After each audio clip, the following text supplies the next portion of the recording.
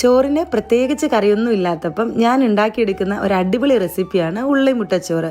പെട്ടെന്ന് തയ്യാറാക്കി എടുക്കാം, അതുപോലെ നല്ല ടേസ്റ്റുമാണ്. കുഞ്ഞുങ്ങൾക്ക് ലഞ്ച് ബോക്സിലേക്കും പറ്റും. അപ്പോൾ എങ്ങനെയാണെന്ന് നോക്കാം. ആദ്യം തന്നെ നമ്മൾ ചോറ് വയ്ക്കുന്ന ഏത് അരിയാണോ അതൊന്ന് വേവിച്ച് മാറ്റി വയ്ക്കാം. ഞാനിവിടെ കുത്തരിയാണ് എടുത്തിട്ടുള്ളത് കേട്ടോ. അതിനുശേഷം ചെറിയുള്ളി കുറച്ച് വേണം. അത് നന്നായിട്ട് തൊലിയൊക്കെ കളഞ്ഞ് കഴുകി ചെറുതായിട്ട് അരിഞ്ഞ് വെക്കാം. ചെറിയുള്ളിക്ക് പകരം വേണേൽ സവാള എടുക്കാം, പക്ഷേ ചെറിയുള്ളിയാണ് ഒന്നുകൂടെ ടേസ്റ്റ്.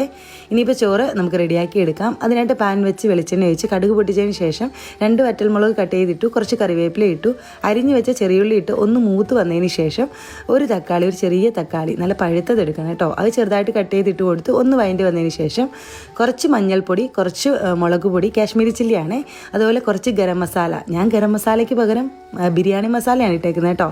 അത് നല്ലൊരു അടിപൊളി ടേസ്റ്റാണ് നമ്മൾ ഈ ചോറിന് കൊടുക്കുന്നത്. ഉണ്ടെങ്കിൽ ഇട്ട് കൊടുക്കാം, ഇല്ലേ ഗരം മസാല മതി. കുറച്ച് മാത്രം കുരുമുളക് പൊടിയും കൂടി ഇട്ട് നമ്മുടെ പ്രധാനപ്പെട്ട ഐറ്റമായ 2 മുട്ട അതങ്ങോട്ട് പൊട്ടിച്ചൊഴിച്ച് തീ ഒന്ന് കൂട്ടി വെച്ചതിന് ശേഷം ചിക്കിയെടുക്കാം. തീ കൂട്ടി വെച്ച് ചിക്കുന്നത് മുട്ട ചെറിയ പീസുകളായിട്ട് കിട്ടാനായിട്ടോ, തീരെ പൊടിയായിട്ട് പോവാതിരിക്കാനായിട്ട്. ഇനി ഇതിലേക്ക് ആവശ്യത്തിന് ഉപ്പിട്ട് കൊടുക്കാം. എന്നിട്ട് നമ്മൾ വേവിച്ച് വെച്ച് ചോറിട്ട് കൊടുക്കാം. എന്നിട്ട് ചോറിട്ട് നന്നായിട്ട് മിക്സാക്കിയതിന് ശേഷം അപ്പം തന്നെ ഗ്യാസ് ഓഫ് ആക്കാം. ചോറിട്ടതിന് ശേഷം ഒരുപാടൊന്നും ചൂടാക്കണ്ടേ. ഇനിയിപ്പം നമുക്ക് ഉപ്പ് പോരാൻ തോന്നിയാൽ കുറച്ച് ഉപ്പൂടി ഇട്ട് ചൂടോടുകൂടി തന്നെ സെർവ് ചെയ്യാം കേട്ടോ.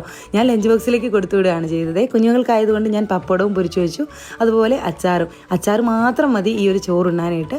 പിന്നെ ചൂട് സമയമല്ല, അതുകൊണ്ട് കുറച്ച് തൈരൂടെ വെച്ച് സെർവ് ചെയ്തു.